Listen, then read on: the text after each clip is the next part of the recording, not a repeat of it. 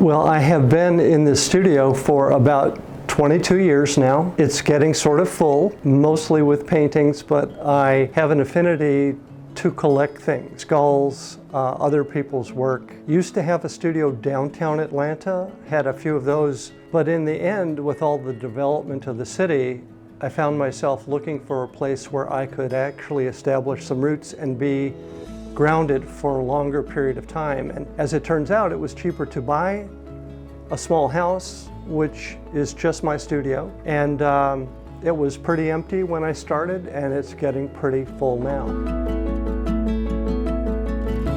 If you can look on a beam that's in my studio, you'll see everything from goats to cows, to deer, to pelicans, to dolphins, to pufferfish, to pigs. I'm just sort of drawn to that. When I was a student, I used to draw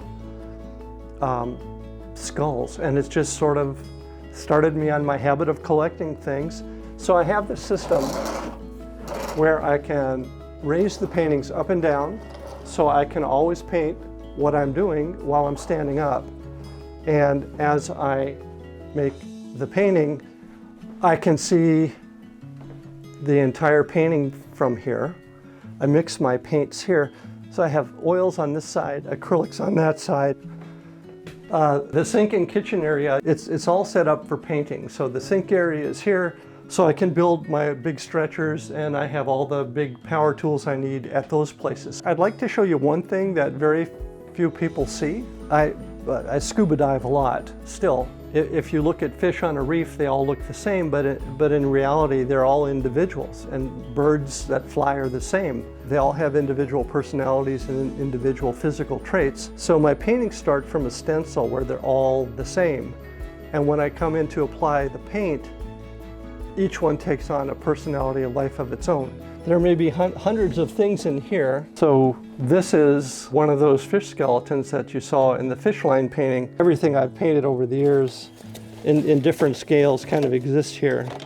I'll show you one of my favorite places in the studio. This is the bathroom. And again, it keeps getting added to all the time. Everything here has a meaning to it too. So it's something that I find and I bring because it needs to be in my studio.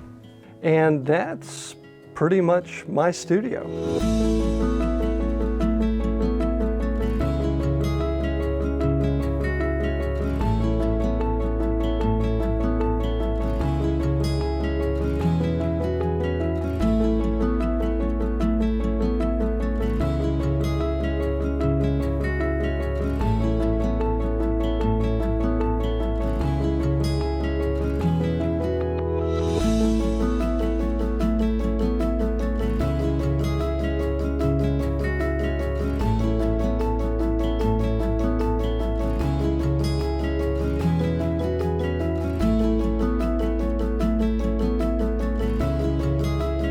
Most of my work is fairly large scale. I do work with small things as well, works on paper, some paintings on panel. I've always been drawn to the power of that kind of painting because it allows the viewer to walk inside my work and become part of it. I believe a painting isn't something you look at, but rather a painting is something you experience. With my work, I try to give the viewer exactly what I want him or her to see.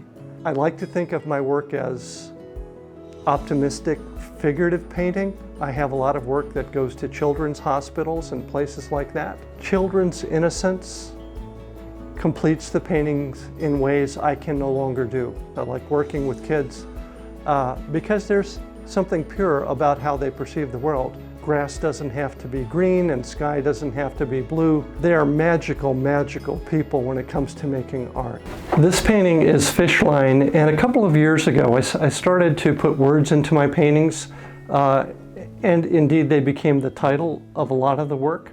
So for me, this is a very, very simple painting. Most of my work tends to be a little more complex. So I tried to keep things as very thin as possible, not too much layering in the painting. The images of the fish skeletons were kind of natural for me.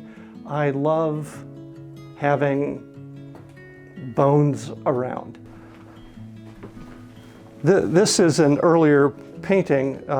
It was from a trip I made to China, and I was looking down at a koi pond at night, and the moon came up and reflected in it. I was thinking about the traffic in Guangzhou and also Shanghai. And when I returned to the States, but I wanted to do a painting about that amazing traffic that you encounter in China. So the fish became sort of symbolic of that. The way they swirl and move, and the reflection of the moon kind of suggested the way people drove in Guangzhou, for example, or Shanghai. This is one of the landscape pieces. And again, the words are a little harder to see. It says lagoon. A painting done from recollection of a trip I made to Costa Rica. The sun image and moon image are in almost all of my paintings now. This is one called Cloud Forest.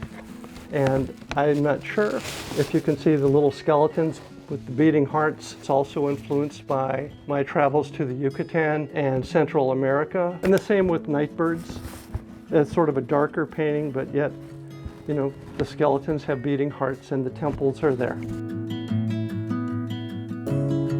I have been asked to discuss where everything might be headed. I'm not sure I can give you a definitive answer about where I see myself in the future. I don't think I've ever done a painting that ended up. I think that, like my paintings, it's just a matter of where maybe every day will take me and see what opportunities avail themselves. I am pretty confident it will involve making things, and I am not ready to clean my brushes and kind of walk away from that yet. I'm always pleasantly surprised when I find myself in the studio, which I am every day, and it never gets tired. It's not old. There's always something new and fresh, and I think it's because of the nature of how I go about my painting.